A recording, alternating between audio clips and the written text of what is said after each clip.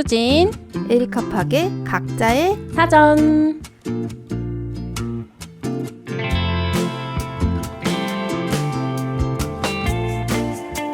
우리는 모두 쪼개지고 흩어지고 홀로 서게 됩니다. 인공지능 시스템의 도래, 얼마나 더 길어질지 모르는 생애 주기, 조직과 가족이라는 테두리의 무너짐, 권위주의의 몰락과 기득권의 와해. 이때 자기 삶을 수정해 나가는 태도로 답습하기보다는 시작하는 용기로 무장해 새 규칙을 만드는 핵개인이 탄생합니다. 네, 시대 예보 핵개인의 시대라는 책의 띠지에 있는 문장입니다.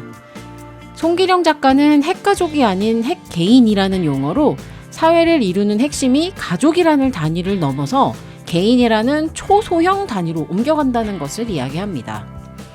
영어로 개인을 뜻하는 인디비주얼이라는 단어의 언어를 찾아보면요. 이 단어가 단일한, 별도의 라는 의미로 사용된 것은 1600년대라고 하고 1900년, 즉 20세기에 이르러서야 한 사람을 위한 것이라는 지금의 개념과 비슷한 의미로 사용되기 시작했다고 합니다. 실제로 인간이 고유한 개인으로 인식된 것은 역사상 그닥 길지 않습니다. 지금은 개인이라는 용어가 매우 자연스러운 시대인데요. 이러한 시대적 분위기는 과연 개인인 우리에게 축복일까요? 아니면 불행의 시작일까요? 각자의 사전 사회 문을 활짝 열었습니다. 안녕하세요. 수수진입니다. 안녕하세요. 에리카 팍입니다. 오늘은 핵개인의 시대에서 빌려온 문장으로 오프닝을 열어봤습니다. 와우. 네, 팍 작가님은 개인의 일상을 양질의 콘텐츠로 잘 가공하는 사람이라고 생각하는데요. 핵개인의 대표 주자로서 이런 시대 분위기 어떻게 바라보고 계신지 한번 좀 말씀해 주실 수 있나요? 물론 이 일을 제가 선생님이 잘 봐주셔서 일단 너무 감사드려요. 콘텐츠로 잘 가공하는 사람. 일단 사실이잖아. 말레이시아에서의 경험을 또 네. 이렇게 아티클로 쓰고 그러니까. 참 저한테도 감사하고 축복이라고 생각합니다. 네네. 근데 네. 그 핵개인의 시대라는 게 개인으로서 다 인정받고 너무 좋은데 또 그런 일을 하는 대표적인 사람으로서 또 피로감이 있기도 한 것 같아요. 어떤 피로감이 있어요? 끝없이 자꾸 본인을 증명해야 된다는 거? 아, 그쵸. 우리가 저번 시간에도 얘기를 했던 것 같은데 네네네. 나를 자꾸 진열을 해야 된다. 나의 행보를 자꾸 진열해야 돼서 네. 진열을 하면서 이제 내가 어떤 일을 했고 어떤 사람이고 그 개인성을 계속 보여줘야 된다는 것이 또 필요한 일인 것 같기도 해요. 그쵸. 네. 그래서 우리 선생님은 어떠세요? 선생님도 뭐 어디서 핵개인으로서 뭐 뒤지지 않아. 뒤지지 않지. 둘째 가라면 서럽지. 실제로 첫째이시기도 하고. K 장녀이기도 하고. 맞았어. 실제로 핵개인으로 저도 나름 오래 살았죠. 네. 그래. 개인 사업자로서. 네. 6년 정도 하셨잖아요. 네, 6년 차가 됐어요, 벌써. 네. 이 핵개인의 시대. 이 문장을 빌려오신 의도도 있을 것 같은데 어떻게 생각하세요? 작가님도 핵개인의 대표 주자인 것 같고요. 저도 뭐 그런 것 같아요. 근데 저는 좀 제 성향상 이게 잘 맞는다고 그러니까 뭐 스스로는 이제 결론을 내렸어요. 왜냐하면 저는 어떤 과업을 성취할 때 이것이 바로 나의 그 커리어와 연관이 되는 게 전 좋아요. 일단 그 감각이 너무 좋고 이게 되게 부담이 되면 사실 프리랜서로 혹은 뭐 어떤 개인의 콘텐츠로 살아가기가 좀 부담스러울 것 같고, 근데 저는 이게 너무 좋으니까 좀 나의 성향상은 이렇게 사는 게 잘 나에게 맞지 않나 이렇게 생각을 하고요. 또 특히 이렇게 조직 생활을 할 때 저는 너무 힘들었어요. 저도 그래. 맞았어. 그리고 조직에서 저도 회사 다녔었지만 이제 조직에서 내가 열심히 하고 거기서 인정받는 게 뭐 그때는 그게 최고인 줄 알고 살았거든요. 근데 막상 제가 나와서 이제 개인 사업자로 작업을 해보니까 그건 아예 다른 카테고리더라고요. 그 일에서의 만족도가 직장에서의 만족도랑 내가 개인으로서 얻는 만족도는 아예 비교 자체가 안 된다. 네, 왜냐면 그 만족도의 레벨이 너무 높기 때문에 진짜 도파민 뿜뿜이에요. 그래, 선생님은 그 진짜 성취감에서 얻는 자극이 정말 네. 크신 분 같다라는 생각이 들어요. 맞아요. 그래서 그걸 오늘의- 대체할 만한 게 없는 거지. 맞아. 그래서 선생님 참 오늘 단어랑 잘 어울리시는 분이야. 오늘의 단어 뭐죠? 오늘의 단어? 바로 본업입니다. 네, 본업입니다. 네. 이 단어를 듣고 이 팟캐스트를 클릭하신 분도 저는 분명히 계실 거라고 생각을 해요. 맞아요. 우리가 업에 대한 얘기를 할 거기 때문에 그래서 오늘 단어를 먼저 소개하면서 팟캐스트를 좀 제대로 시작을 해보겠습니다. 본업은 일단 명사로서 주가 되는 직업이라는 사전적 정의를 가지고 있어요. 굉장히 간단하게 나와 있죠. 주가 네. 되는 직업. 끝이야. 그러니까 이 본이 근본 본의 본자에 네, 맞아요. 우리 업할 때 그 업자잖아요. 네. 근본이 되는 업이다. 네. 그래서 유의어로는 본직, 주업이라는 게 있고 반의어로는 부업이 있는데요. 사실 이 본업이라는 단어를 작가님께서 이렇게 제안을 해주셨을 때 본업 천재라는 요즘 유행하는 그 단어를 먼저 말씀을 해주셨단 말이에요. 맞았어요. 네, 그래서 본업 천재. 본업 천재는 무엇인가? 처음 들어보시는 분도 계실 거예요. 왜냐하면 저는 작가님이 얘기해 줄 때 처음 들어봤어. 진짜로? 네. 나 늙었잖아. 근데 이제 주로 연예인 분들이 네. 뭐 가수도 했다가 혹은 뭐 개그맨도 했다가 연기를 했다가 뭐 이러는데 그러면서도 이제 그러니까 가수를 하시다가 네. 연기를 하다가 다시 네. 가수 하시면은 아니면 가수를 하다가 예능을 했다가 가수의 모습을 보여주면은 역시 본업 천재다 이런 얘기를 많이 한단 말이에요. 그렇더라고요. 근데 저는 왠지 거기서 왠지 모를 소외감이 느껴지는 거야. 진짜? 나는 왜 그럼 나는 본업이 뭐지? 이 생각이 드니까 그래서- 본업 천재라는 유행어를 들었을 때 그런 감정을 느끼신 거예요? 나는 본업이 뭘까? 네. 다들 본업 천재. 그러니까 결국은 사람들이 본업 천재라는 말을 하는 의도는 본업을 잘했을 때 칭찬한다는 거잖아요. 그쵸. 뭐 부업 천재라는 부업 예. 천재라는 말 없네? 없는데 근데 그 또한 멋있긴 하다. 우리가 만들면 되지. 만들면 되지. 부업 천재 우리가 만들면 돼. 오늘 이 팟캐스트를 하면서 만들자. 만들자. 왜냐면 팟캐스트 내 부업이거든. 우리가 부업 천재로서 네. 각자의 사전을 아주 그냥 그러니까 뒤집어 보자고. 뒤집어 보자고. 그래서 그 본업 네. 천재라는 말을 제가 미디어로 접할 때마다 네. 내가 작아지더라고요. 내가 되게 여러 가지 일을 하는 사람으로서 네. 내 본업이 뭔지, 네. 그러니까 나의 정체성은 네. 확실하게 있지만 네. 또 본업이라고 하면은 네. 내가 그걸 잘 모르겠어. 그러니까 제가 선생님한테 본업이라는 거에 대해서 얘기해 보면 어떨까? 특히 우리 같은 프리랜서로서 여러 가지 일을 하는 사람한테 이 본업이라는 단어가 네. 각자에게 어떤 의미일까? 그런 걸 얘기해 보면 좋을 것 같아서 제가 한번 선생님한테 본업이라는 걸 해보자고 제안을 드렸습니다. 네, 너무 좋아요. 여러분들도 이 팟캐스트 들으시면서 한번 생각해 보면 좋을 것 같아요. 왜냐면 직장인이든 프리랜서든 혹은 지금 잠시 일을 안 하고 있든 무직의 상태든 혹은 제 친구들 같은 경우는 지금 육아를 하면서 이제 직장은 안 다니지만 사실 또 육아라는 그 노동을 하고 있는 이제 그런 상황의 친구들도 있거든요. 그래서 어떤 다양한 상황에 계신 분들 다 같이 한번 생각해 보셔도 좋을 것 같아요. 그래. 그렇다면 나의 본업이란 무엇일까? 그리고 이 본업이라는 말을 들었을 때의 내 감정적인 반응. 방금 작가님 같은 경우는 약간 소외감 느끼는데? 라고 말씀하셨잖아요. 그러니까 이게 저는 비단 작가님에게만 해당되는 말은 아닐 거라는 생각도 들거든요. 또 직장인 분들 중에서도 사이드 프로젝트를 많이 하시는 분들이 뭐 요즘 너무 많죠. 많잖아요. 너무 많죠. 너무. 그래서 나 본업은 원래 이건데 부업으로 이것도 해, 사이드 프로젝트로 이것도 해라고 하시지만 또 어떤 분들은 또 우리가 독립 출판을 계기로 만났잖아요. 거기 계신 많은 분들이 사실 사이드 프로젝트가 내 본업이야라고 생각할 수도 있는 거죠. 그럼요. 그리고 가끔 그게 바뀌기도 하거든요. 맞아요. 네, 그러니까 나도 모르지. 우리가 팟캐스트 너무 잘해가지고 갑자기 나도 방송할 수도 있는 거지. 예를 들면. 맞아. 제 꿈입니다. 저도요. 언제든 불러만 주세요. 네, 그니까요.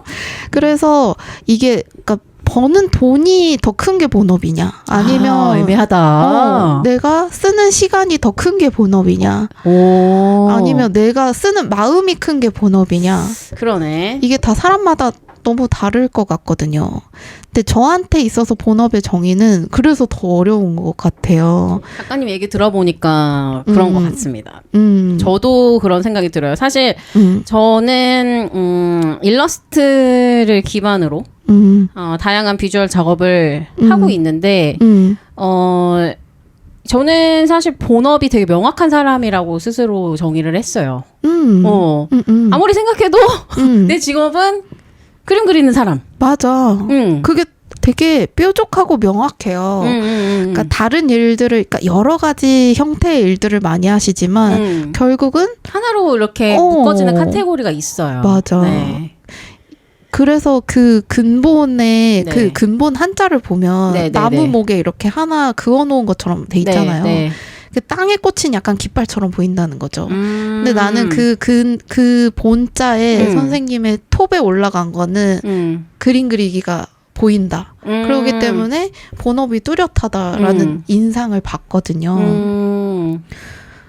근데 나는 그게 뭔지 모르겠다. 인 거지. 그래서 초반에 선생님이 콘텐츠 크리에이터라고 얘기를 해주셨으나 오늘 그렇게 내가 콘텐츠 크리에이터인가? 또 그렇게 생각이 드는 거죠. 작가님 우리 그 자기소개 했었잖아요. 맞아. 이 팟캐스트를 오픈하면서 우린 자기소개부터 시작을 했는데 그때 작가님이 자기를 설명하는 직업이 아예 새로운 개념어였단 말이죠. 맞았어요. 근데 저는 그 개념어가 사실은 큰 맥락에서는 콘텐츠 크리에이터로 다 묶일 수 있다 이렇게 생각한 거예요. 역시.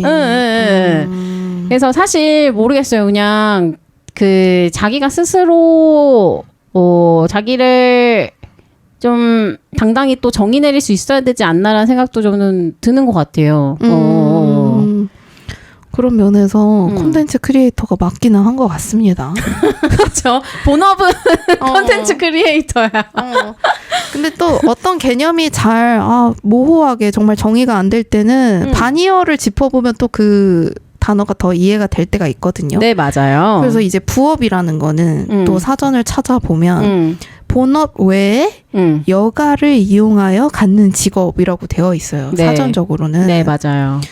이 여가, 그러니까 남는 시간이라는 거잖아요. 그렇죠. 사전적인 정의는 그러합니다. 근데 요즘 뭐 부업이 그렇게 씁니까? 네. 그래서 부업 관련 기사를 선생님이 이렇게 찾아주셨어요. 네, 맞아요. 부업 인구가 60만 명에 육박해 사상 최대다. 네. 이게 KBS 뉴스에 나온 건데요. 60만 명이라는 거는 정말 상당한 숫자예요. 맞아요. 네. 근데 부업 인구가 그 정도라는 건 이게 그냥 일반화가 이제 되었다는 거죠. 그러니까 엔잡러라는 말이 나온 게 되게 좀 오래됐지만 이제 그냥 생활이라니까요, 우리한테는. 옛말이 아니라 생활이든. 맞았어. 그래서 이거를 구분하는 게 사실 어쩌면 의미가 없지 않나? 아니, 그런 생각도 저는 들어요, 솔직히. 그런데 사람들이 이제 본업이라는 어떤 개념어를 필요로 하는 경우는 저는 그런 거라고 생각해요. 어떤 사람을 몰라. 내가 만약에 수수진 선생님을 모르는 사람이야. 근데 수수진 선생님한테 대해서 궁금해. 근데 그 사람은 뭐 하는 사람이야? 라고 물어봤을 때 그래서 본업은 뭔데? 이렇게 먼저 뭐 하는 사람이야? 뭐 하는 사람이야, 그쵸? 이걸 물어보게 되잖아요. 네. 그래서 어떤 타인에 대해서 이해하고 싶을 때, 그 사람이 본업이 뭔데 이런저런 것들을 하는 사람이야라고 하면은 그 사람을 잘 모르는 사람으로 하여금 이제 본업으로서 이 사람을 이해하게 되는 어떤 첫 단추처럼 되는 거죠. 그런 의미로 이제 사회에서 근데 그 사람은 본업이 뭐래? 라고 이제 쓸 때는 그 사람이 진짜 누군지 궁금해서 그 상대방을 이해하기 위해서 이해하기 위해서 쓰는 것 같기도 그러니까 해요. 이게 그 상대방 직업이 뭐야라고 하는 게 아니라 우리는 지금 직업이 아니라 본업을 더 들어가서 지금 본업에 대해서 얘기하고 있는 거예요 지금. 그러니까 일단 저는 이게 되게 독특한 접근이 아닐까라는 생각이 들거든요. 우리가 좀 직업이라는 단어를 가지고 만약에 지금 얘기를 하고 있다면 이게 더 포괄적인 얘기가 될 수 있는데 우리는 본업과 부업을 놓고 지금 이야기를 나누고 있어요. 어떤 게 메인이고 그러니까 어떤 게 엑스트라냐. 맞아. 근데 아마 저는 앞으로도 직업 소개가 아니라 진짜 본업 소개라는 말로 바뀔 것 같아요. 그러니까 시대 자체가 지금 그렇게 가고 있다고 봐요. 워낙 엔잡이 엔잡이 너무 그냥 일상이니까 그래서 본업 천재라는 단어가 그냥 그러니까 신조어로도 생기는 거고 그게 유행어가 되고 이제 그냥 생활이 되고 이제 그런 게 아닐까. 그러니까 사회상을 반영하고 있잖아요, 언어라는 게. 그래서 저는 그렇게 생각을 했고 물론 저 자신을 이 단어에 비춰봤을 때는 나는 본업이 되게 명확한 사람이나 그럼에도 불구하고 이걸 굳이 나누는 거는 이제 어쩌면 의미가 없을 수도 있겠다 라는 결론을 저 스스로 내린 거죠. 그래서 제가 본업이라는 말에 대해서 막 소외감을 느낀다고 아까 얘기를 했었는데 네네네. 저는 더더욱 이제 근본과 엑스트라가 있는 것이 아니라 모든 것들이 다 나의 일부이기 때문에 그래서 본업을 설명하기가 힘들다라는 입장도 있어요. 네네. 그래서 네. 그 일예로 네. 제가 얼마 전에 지금은 하고 있지 않지만 그 2024년 1월부터 한 7월, 6월까지 했던 일이 야쿠르트 레이디를 했지 않겠습니까? 그거 제가 아주 재밌게 봤어요. 콘텐츠 작가님이 하신 인터뷰랑 그 쓰실 아티클 이런 거 너무 재밌게 봤거든요. 그게 저한테 그 야쿠르트 레이디오에 하냐는 말도 되게 많이 하셨거든요. 네. 왜냐면 저랑 뭐 되게 관련이 없는 업종이라는 생각이 드시니까 아마 그렇게 얘기를 해주시는 것 같아요. 네. 근데 저는 그 작년에 2023년 10월쯤에 가짜 노동이라는 책을 아주 재밌게 읽었어요. 그 책을 읽으면서 그래. 그러니까 그때 제가 한창 하던 일은 뭐 마케팅이나 컨설팅이나 그거라고 딱 말을 할 수는 없으나 뭔가 그렇게 좀 뜬구름 같은 일들을 더 많이 했기 때문에 그 가짜 노동이라는 책에서 작가님의 삶을 비춰봤을 때 그렇게 느꼈다는 거예요? 맞았어요. 아주 정리를 잘 해주셨습니다. 네. 그러니까 가짜 노동을 읽어보니까 내가 회사에서 지냈던 시간들 이렇게까지 우리가 업무가 아닌 업무들을 이렇게 할 필요가 없다라는 걸 짚어주는 책이에요. 맞아요. 저도 작가님이 추천해 주셔서 읽었는데 데니스 뇌르마르크라는 작가가 쓴 르포 형식의 책이었어요. 그 책이 또 너무 괄목할 만한 포인트는 약간 보수적인 분과 진보적인 성향인 분이 같이 공동 저자라는 게 되게 괄목할 만한 포인트였어요. 그 보수적이신 분이라고 하는 분은 뭐 정치적 성향도 있겠으나 그 업 자체가 컨설팅이신 거죠. 그래서 진짜 이 책에서 가짜 노동이라고 부르는 그 최전방에 있는 업을 하시는 분인 거죠. 그쵸. 그리고 한 분은 좀 더 진보적인 성향으로서 이런 거 저런 거 많이 하시는 작가님이시고 그렇기 때문에 이게 되게 양당 간의 입장을 다 이렇게 종합해서 볼 수 있기 때문에 더 중립적이기도 하고 더 진정성이 있다고 느껴진 거죠. 어쨌든 저는 그 책을 읽고 그래 몸으로 하는 노동이 진짜 노동이지 이게 다 무슨 소용이냐 뭐 이런 느낌을 받았던 것 같아요. 제가 프리랜서로 하는 이런저런 일들이 다 의미 있으나 좀 더 난 진짜 노동을 해보고 싶어.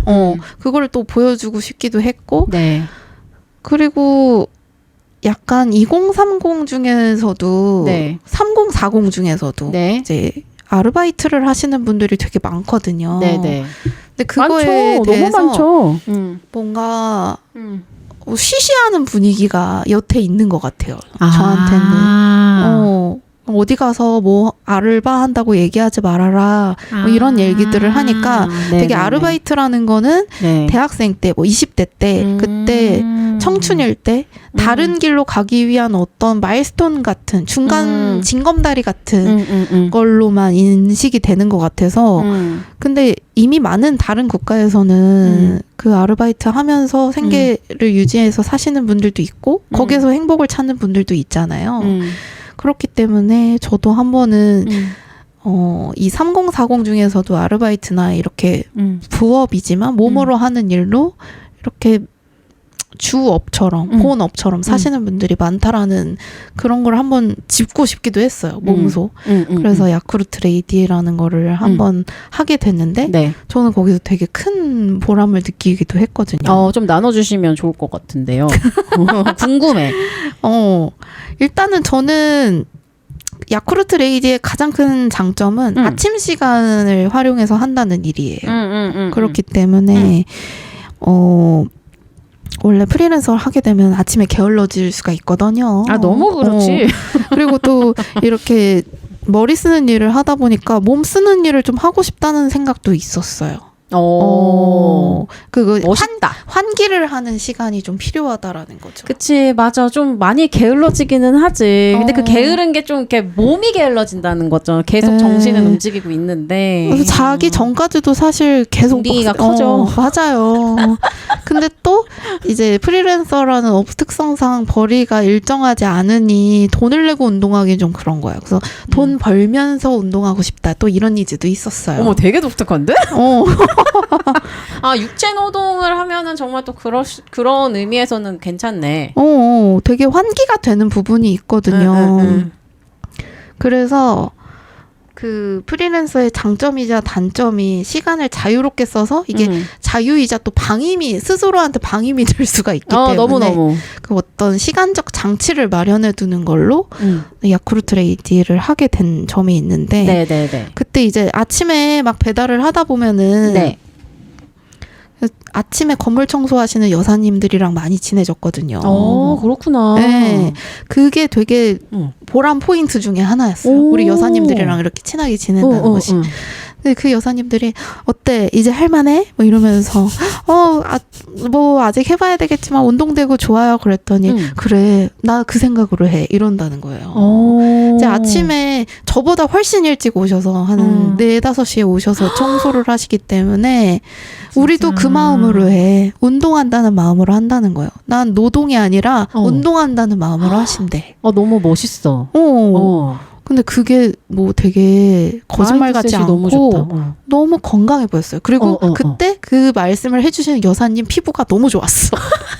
그러니까 반짝반짝 빛났어. 이 땀으로 아주 이렇게 생기 있게 우리 그 마음으로 해. 이러면서 이렇게 딱 말씀을 해주시는데 그때 좀 카타르시스 느꼈을 것 같아, 작가님. 그래서 제가 그 잠실 야쿠르트 레이디라는 계정을 맞아. 운영을 했었죠. 지금은 맞아요. 이 이름을 바꿔놨어요. 혹시 지금도 활동하는 줄 알고 오해를 하실까봐 그것도 내가 짚고 넘어가야 될 것 같아가지고 이름을 기가 막힙니다로 바꿔놨어요. 네네네.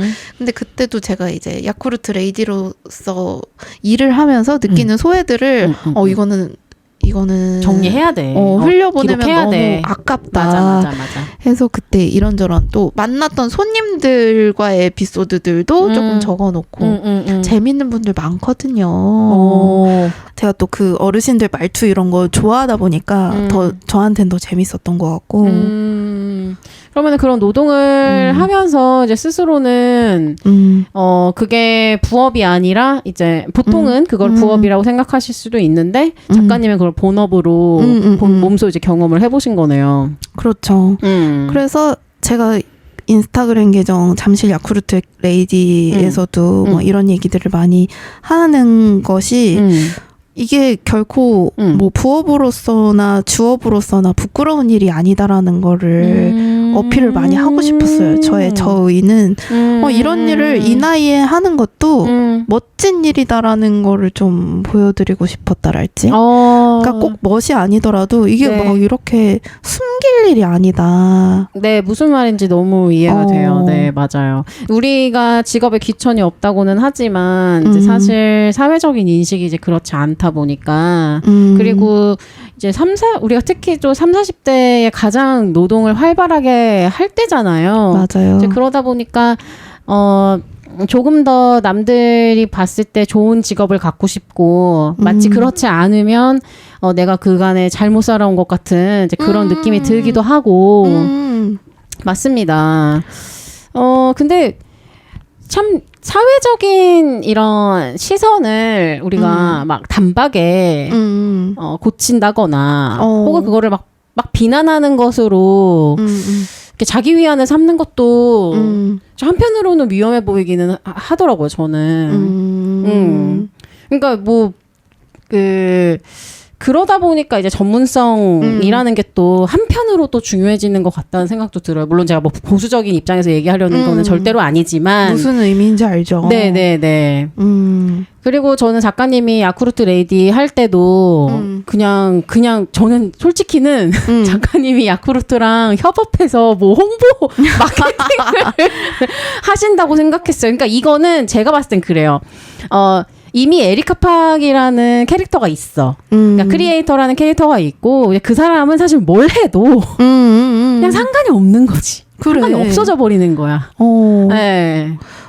결국에는 이 사람이 더 중요하고 그 사람의 캐릭터가 되게 완성되어 있는 상태에서는 그게 본업이든 부업이든 그게 육체 노동이든 지적 노동이든 뭐 크게 상관이 없어지지 맞아요. 않나. 근데 또 그런 맥락에서 이제 저희 둘과 굉장히 가까이 지내고 있는 예지 작가님 얘기를 빼놓을 수가 없는데. 저 청소일 하는데요. 그러니까요. 맹랑하게 이렇게 제목이 참 맹랑해. 저 청소일 하는데요. 이렇게. 네, 그 책은 진짜 베스트셀러로 사실 우리가 지금 이야기하고 있는 이 육체 노동에 대한 것을 정말 전면으로 끌어올렸던 책이기도 하거든요. 사실 기회가 되면 작가님을 제 게스트로 좀 모시고 이야기를 맞아요. 우리가 언젠가 나눌 수 있을 거예요. 그렇죠? 근데 아직 우리 채널이 너무 작고 비루하다 보니 우리가 10회 정도 지나면은 그때 이제 좀 모실 수 있지 않을까. 네, 맞습니다. 네. 그래서 그 작가님이 이제 청소 일을 하시면서 동시에 일러스트레이터로서의 활동도 활발하게 하시고 있는데 사실 본업과 부업의 경계를 허물어버린 선도주자라고 늘 생각을 하고 저는 작가님 예지 작가님을 굉장히 존경하고 하는 마음을 가지고 있거든요. 가장 그 최전방에 있는 분인 것 같아요. 이렇게 어떤 창작하는 일과 그렇지 않은 일을 겸업하는 형태의 그런 모델을 보여준. 그럼요. 시범단지 같은 분이신 거죠? 시범 모델. 시범 모델. 맞아요. 그래서 작가님이 지금 말씀하시는 이제 내용도 이제 그런 맥락에서는 사실 분류가 그렇게 의미 있지는 않다. 근데 하지만 이제 저는 조금 한 번 더 우리가 나아가서 이야기해보고 싶은 지점이 이제 전문성이라는 지점이에요. 확실히 그 본업이라는 말과 약간 연계가 있죠. 그 전문성이 이 사람이 그래서 뭘 잘하냐, 뭘 전문적으로 하냐, 이걸 궁금해 하시니까. 또 어떤 사람한테 기대하는 전문성이 있는 거죠. 네.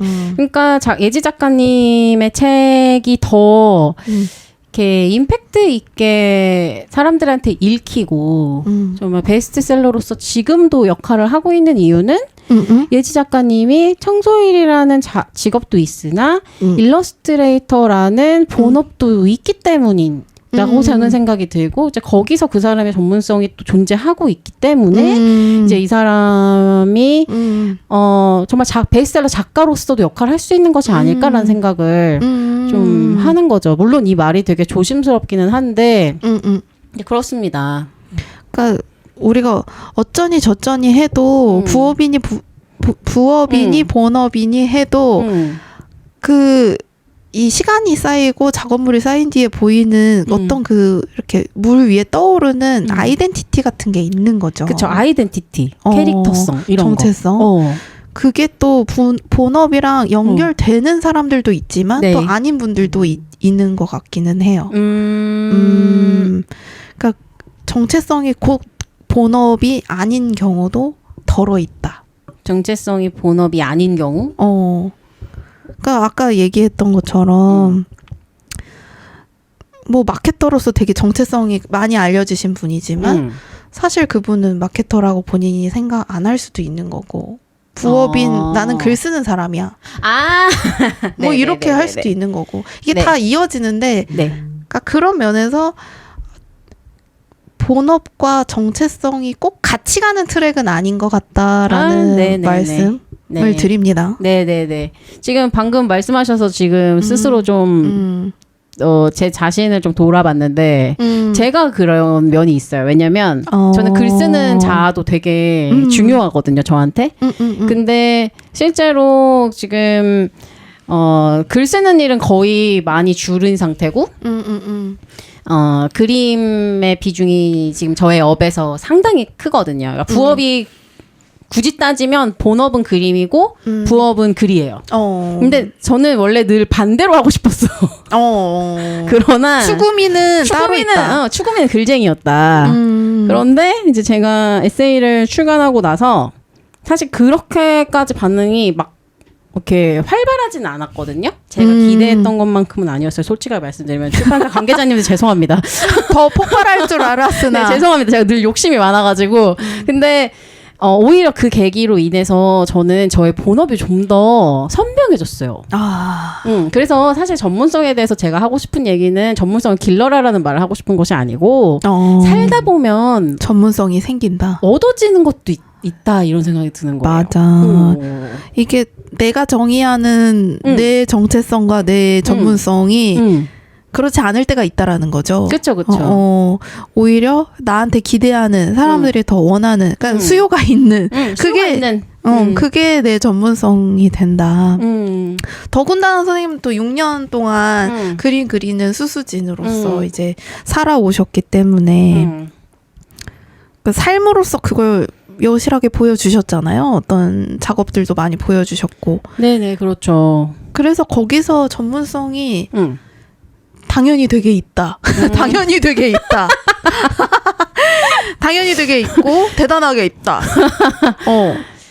전문성이라는 게 과거에는 되게 정의가 명확했던 것 같아요. 예를 들면은 전공이라든지 아니면 업력이랄지, 그러니까 시간으로서 이렇게 보여주는 업력이랄지 그렇게 그랬었는데 지금은 전문성이라는 그 정의 자체가 굉장히 빠르게 저는 바뀌고 있다고 생각하고 그게 앞으로도 계속해서 바뀔 거라고 생각하거든요. 선생님이 딱 그걸 보여주는 산 증인 같은 전설은 아닌데 레전드인 그런 분이시라고 할 수가 있을 것 같아요. 제가 그림을 전공하지 않았어요. 저는 미술을 전공하지 않았고 굳이 따지면 저는 교육학이 제 전공이에요. 맞아. 네, 평생교육학을 저는 전공했고 영어 영문학을 이중 전공했기 때문에 굳이 정말 이거를 전문성이라고 한다면 나는 영어에 관련된 교육 일을 해야 돼. 하지만 저 지금 그림 그리고 있잖아요. 맞아. 근데 저 스스로 되게 많이 독학을 했거든요. 저는. 그래서 지금 강의도 저는 일러스트 강의도 하고 있고 대학에 특강을 나가기도 해요. 그리고 저 어디 가서 이제 제 스스로 그냥 저 전문가라고 얘기를 합니다. 맞아요. 네, 근데 이게 제가 어떤 면에서 그냥 당당하게 얘기를 하게 됐어요. 내가 전공이 아니더라도 특히 이 미술계에는 학벌이 엄청 중요하거든요. 네, 근데 그런 거 그러니까 상관이 없다는 게 제가 이걸 무시한다는 뜻이 아니고 저는 그냥 제 자체로 자신 있기 때문에 그리고 제 작업에도 저는 자신 있고 제가 스스로 공부한 내용들이 있기 때문에 좀 더 당당하게 말을 할 수 있는 것 같아요. 내가 전문가다. 그런데 팟캐스트에선 전문가라고 하지 않지. 왜냐면 내가 사운드 편집하면서 계속 느끼는 거지만 아니 어쩜 이렇게 어려워. 그러니까 이거는 제가 이제 다시 또 배워가고 있는 과정인 거예요. 우리는 네. 팟캐스트 안에서는 아직 뉴비이기 때문에 그렇습니다. 이제 새로운 세상에 네. 신생아라고 볼 수 있죠. 네, 이제 네, 이 네. 세상이 어떤 세상인지 이제 알아가고 또 네. 얘기를 하고 또 배워가는 중인 거죠. 네, 맞습니다. 그 전문성이 저는 뭐 예전에는 뭐 전공을 하고 어떤 그 학벌 같이 어떤 배경이 있어야 되고 아 그래야 전문성이 있구나 했던 시기가 있었다면 요새는 아 그래? 아 우리가 만약에 뭐 어떤 영화에 대해서 얘기를 해야 돼. 그럴 때 그 영화 얘기할 수 있는 사람 누구 있지? 그 사람 불러와봐. 그렇게 했을 때 네. 우리가 어떤 부분에 대해서 질문을 던졌을 때 네. 대답할 수 있는 부분, 네. 그 대답이 또 유창한 분이면 전문성이 있다라고 할 수 있는 것 같아요. 맞아요. 결국엔 그러다 보면은 진짜로 찐으로 좋아하는 거, 좋아하는 거 끝까지 판 사람들이 전문가 아니야? 맞아. 근데 그것도 힘들지. 힘들지. 그게 정말 힘들지. 그게 정말 힘든 점이고요. 갑자기 생각나는 분이 제가 최근에 시네마 다이닝이라는 프로그램을 기획하고 운영했었는데 네. 그때 이제 저희가 홍콩 영화를 주제로 했기 때문에 네. 주성철 편집장님이라고 아주 이제 방구석 1열에서도 네. 나오시고 네. 홍콩 영화라고 했을 때 네. 이분을 딱 찾게 되는 어떤 키워드에 대해서 이거는 딱 이분이지라고 생각되는 그게 전문성인 것 같거든요. 근데 그분도 그 시작하게 된 계기, 뭐 지금은 편집장님으로서 되게 오랜 업력을 갖고 계시지만 뭐 홍콩 영화를 전공하셨겠어요? 그런 건 또 아니거든요. 그거를 워낙 본인이 좋아하셨다 보니까 그거에 대해서 하실 수 있는 말이 많은 거죠. 해줄 수 있는 말이 많은 분. 나는 그게 요즘 전문성인 것 같고 또 수수진 선생님도 뭐 그림으로 둘째가라면 서럽다. 뭐 이런 분이기 때문에 또 우리가 질문을 했을 때 그 업계에 대해서 또 얘기해 주실 수 있는 분이잖아요. 그러니까 당연히 뭐 여실하게 대단하게 전문가라고 할 수 있는 거죠. 네네. 그래서 작가님 스스로도 그 전문성의 영역에서 당당해지셔도 된다고 생각하는 게. 갑자기 눈물 날라 그래. 정말. 그러니까 이미 본인이라는 사람 자체를 이렇게 만들어 놨다면 에리카 팍이라는 이름도 그렇죠. 그리고 본인 로고도 있으시잖아요. 나는 그런 사람 처음 봤어. 본인 로고가 있고 그거를 해마다 이렇게 리뉴얼하면서 그러니까 본인을 그렇게 브랜딩할 정도의 레벨이라면 이미 그냥 전문가라고 스스로 생각해도 되지 않을까. 그러네요. 네. 내가 콘텐츠이자 내가 콘텐츠 메이커인. 그러니까 그런 사람은 없거든. 그래서 제가 예전에 교육기획자로 일한 적이 있어요. 저 직장 다녔잖아요. 맞아요. 근데 그때 벌써 15년 전 얘기를 지금 제가 하는 건데요. 10년 전인가? 잠시만요. 10년 전에 제가 처음 이제 직장 생활했을 때인데 그 당시에 여행 작가라는 맞아. 그 개념이 엄청나게 유행했어요. 맞아. 그때 한창 여행 작가, 여행 에세이 이런 것들이 갑자기 붐이던 시기가 있었던 것 같아. 네, 그게 거의 10년 전이거든요. 근데 지금은 그게 저는 여행 유튜버로 넘어왔다고 생각을 해요. 근데 제가 되게 존경했던 여행 작가분 중에서 한 분이 이지상 선생님이라는 작가님이신데 그분이 대한항공 출신이세요. 어머. 그러니까 그러면 그 사람은 그냥 대한항공 직장인 출신인데 여행에 대한 글을 썼어. 그런데 이 사람 그럼 전문성이 없느냐? 그게 아닌 거라는 거예요, 저는. 여행에 대해서 가장 최근에 경험을 하신 분이고 또 그거에 대해서 이제 누가 뭔가를 궁금해했을 때 대답해 줄 수 있는 분. 그러니까요. 맞아요. 그리고 여행 유튜버들이 여행 전공했냐? 혹은 뭐 여행사에서 일한 경험이 있어서 이 사람들이 여행 전문가가 되는 거냐? 그런 게 아니거든요. 네. 근데 또 반대로 그런 분들이 여행에 대해서 많이 아실 수는 있죠. 그렇죠. 그러니까 결국에는 자기가 체득한 것. 그렇지. 체득한 것이 저는 전문성이라고 생각하고 그것은 시간과는 또 반드시 비례하는 건 아니다. 맞아요.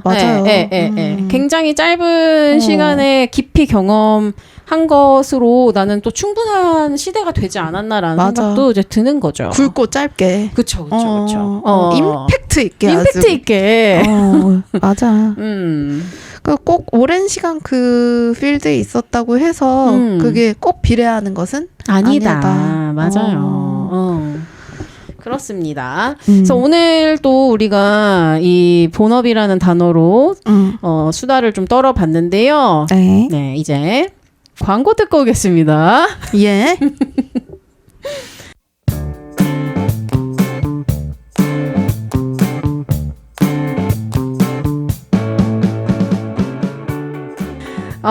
저는 오늘 광고하고 싶은 것이 네, 북토크입니다. 와우. 와우. 네, 감사합니다. 아까도 제가 글을 쓰고 싶었다라고 말씀을 드렸었는데 2022년에 에세이를 출간했어요. 나는 알람 없이 산다라는 제목의 책이고 저 이 책 너무 좋아하잖아요. 감사합니다. 너무 좋아해요. 제가 너무 좋아하는 에세이예요. 네, 그쵸. 그러니까 이게 사실 당당하게 얘기해야 돼. 나 글 쓰는 사람이야 라고 당당하게 얘기해야 되는데 또 막상 그러지 못하는. 그러니까 참 자본주의 사회인 게 안 팔리면은 자신이 없어지잖아. 맞아. 나도 내 책이 그래요. 이렇게 공감대 형성된다니까 우리가. 네, 근데 이 책이 뭐 어쨌든 판매고를 막 크게 올리지는 못했지만 그래도 저한테는 너무 이제 소중한 책이에요. 전 너무 재밌게 읽었고 감사해요. 제가 작가님을 알든 모르든 이건 재밌는 책이에요. 너무 감사해요. 좀 작가로서 활동하면서 혹은 이제 좀 개인 프리랜서로 활동하면서의 이야기를 훨씬 더 많이 나누게 될 것 같아요. 근데 다만 어떤 삶의 형태이든지 우리가 다 삶이라는 문제를 가지고 굉장히 치열하게 고민을 하잖아요. 맞아요. 그런데 고민을 하시는 분들이 같이 만나서 이야기를 나누면 어떨까? 네, 그렇게 생각을 합니다.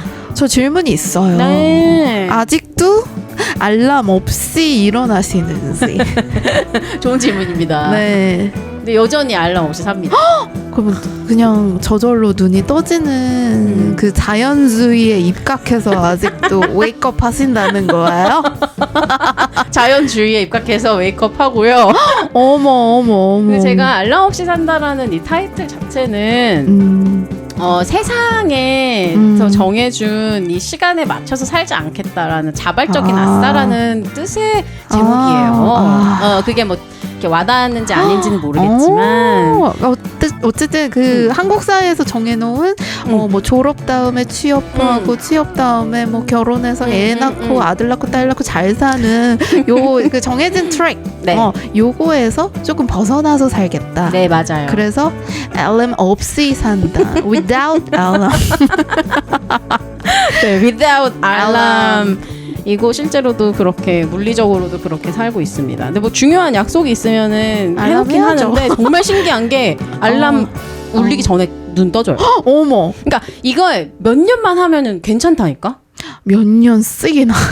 나 벌써 말했잖아. 프리랜서 6년 차니까 거의 그 정도로 저는 알람 없이 살고 알람에 깨는 게 저한테는 별로 이렇게 좋지가 않아요.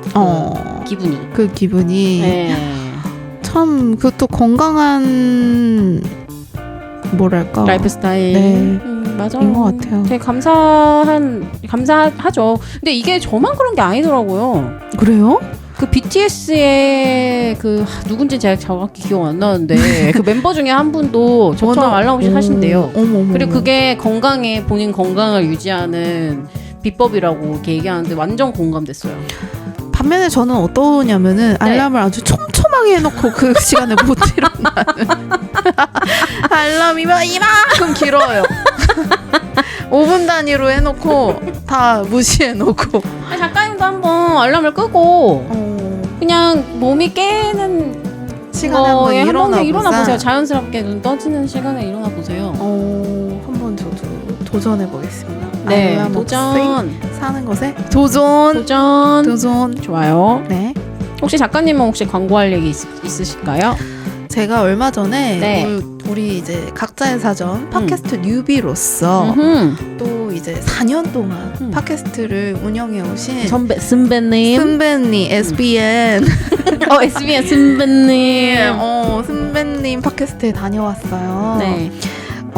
저희가 또 각자의 사전이란 팟캐스트지만 또 팟캐스트를 한번 광고해보는 산뜻한 시도를 해본다 할지 스페인 책방에서 운영하시는 스페인 책방 운영하시는 그 팟캐스트고요. 네. 책방 라디오 5층인데 603호 요게 이름입니다. 재밌다. 실제로 5층에 계시는데 603호거든요. 그 책방이.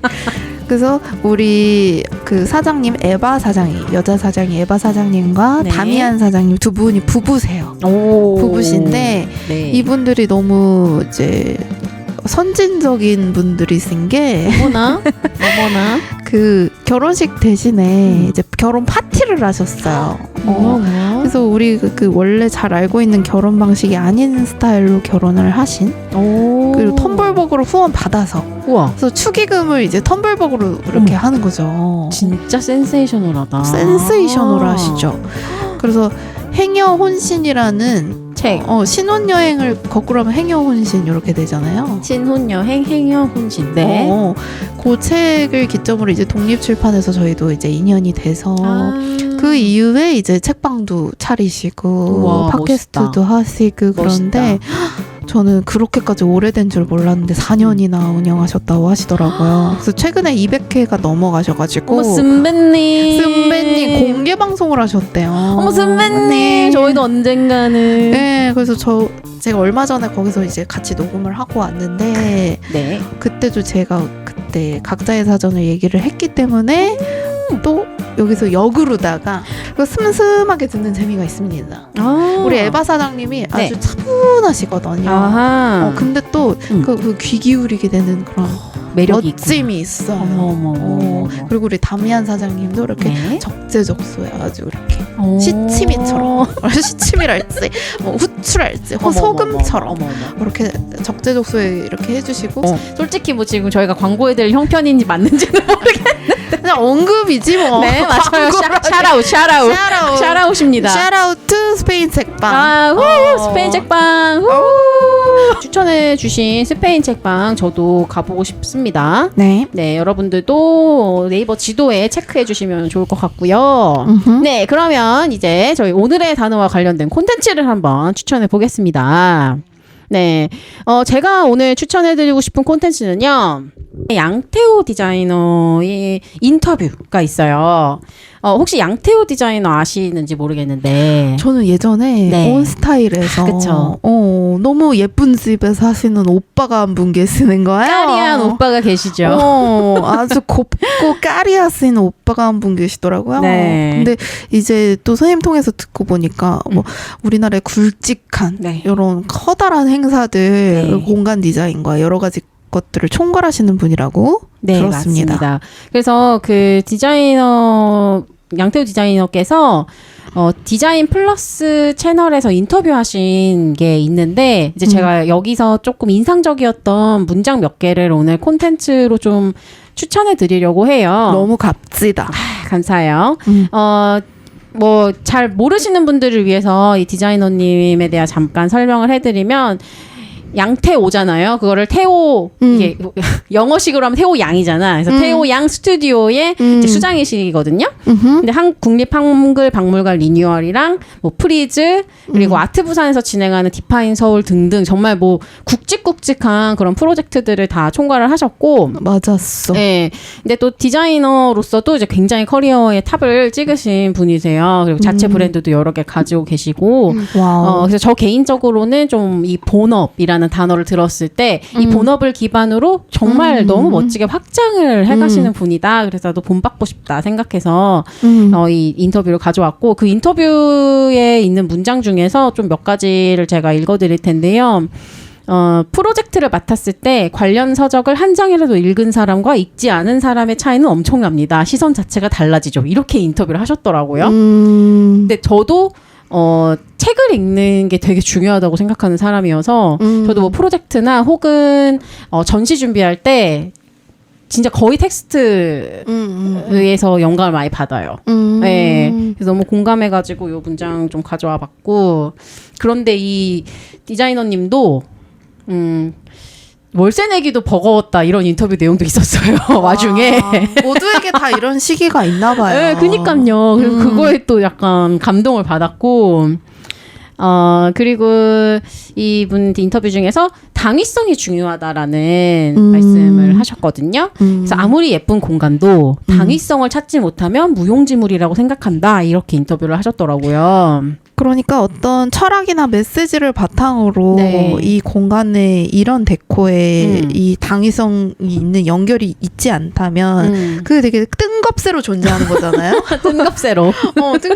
뜬금없이 그렇게 존재하면 그게 이제 당위성이 없다라는 거죠. 네, 그랬을 때는 이 공간이든 이게 뭐 전시가 되었든 마케팅이 되었든 그 무엇이 되었든지 간에 정말 아무 의미 없는 것이 되어버리는 것 같아요. 그래서 이 인터뷰 문장이 저한테 굉장히 와닿았고, 이제 그래서 사실 우리 팟캐스트도 좀 당위성에 대해서 많이 저도 스스로 좀 생각해 보게 됐어요. 앞으로 더 저 스스로 이 팟캐스트를 꾸려감에 있어서 많이 생각해 봐야 되겠다라고 저 스스로에게 가르치는, 그러니까 저 스스로를 채찍질하는 이제 문장이기도 합니다.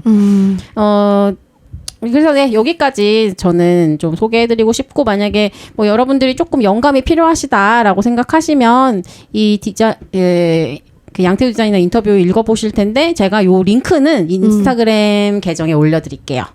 디프런트 데피니션. 네, 디프런트 데피니션에 올려드리겠습니다. 네, 혹시 작가님의 콘텐츠 추천해 주실 콘텐츠 있으신가요? 저희는 아까 우리 잠깐 이야기했던 네. 우리 김가지 작가님, 김예지 작가님, 네. 작가님의 저 청소일 하는데요를 비롯해서 이 작가님의 모든 콘텐츠를 추천합니다. 우리가 친해서 그러는 게 아니다. 김가지 듣고 있나?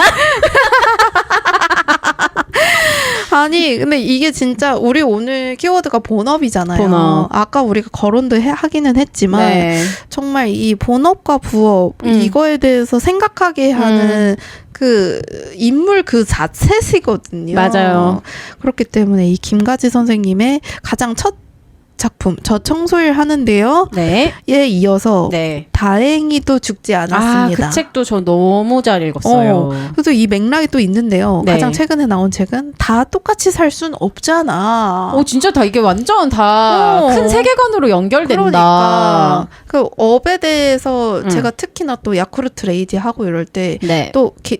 가지 작가님의 어머님 또한 우리 야쿠르트 레이디 선배님이시거든요. 선배님. SBN이시기 때문에 그때 우리가 이런 업에 대한 얘기를 정말 많이 나눴거든요. 그래서 본인이 이런 작업물 보여주신다는 거는 스스로 그런 고민이 되게 많기도 하다는 뜻이기 때문에 그럼요. 우리 작가님 주목해주세요. 업계분들 주목해주실게요. 우리 김가지 선생님 굉장히 나 또 광고를 하는 것 같은데요. 우리 김가지 선생님이 그 일러스트 상당히 잘 그리십니다. 네, 맞아요. 이 만화로 풀어내는 능력 대단하십니다. 대단하죠. 이런 거 콜라보 하시면 너무 좋으실 것 같거든요. 맞아요. 그래가지고 제가 오늘 소개시켜 드리고 싶은 스스로 콘텐츠이자 콘텐츠 생산자이신 우리 김가지 작가님, 본명 김예지 작가님 추천합니다. 추천드립니다. 네, 너무 좋아요. 저희 팟캐스트 정말 열심히 또 즐겁게 녹음을 하고 있습니다. 그래서 혹시 여러분들 잘 듣고 계신지. 네, 저희 너무 궁금해요. 이런 콘텐츠 만드는 사람들은 누가 봐줘야 의미가 있거든요. 맞아요. 누가 들어주고 어떻더라 저떻더라 혹시 약간 피가 되고 살이 되는 약간의 비난이라도 괜찮아요. 그러니까 비난이면 안 되겠지만 어떤 그런 쓰디쓴 비판 달게 받겠습니다. 그런데 좋은 말 해주면 좋지. 그렇기 때문에 인스타그램 또 우리 유튜브에서도 있죠. 네, 유튜브에 맞습니다. 댓글로 남겨주시면은 네. 너무너무 고맙지. 맞아요. 그리고 스포티파이에도 댓글을 남기실 수 있어요. 그래서 혹시 스포티파이 채널 이용하시는 분들은 거기에 댓글 남겨주셔도 너무 감사할 것 같습니다. 그럼 우리 다음 단어로 만나요. 안녕.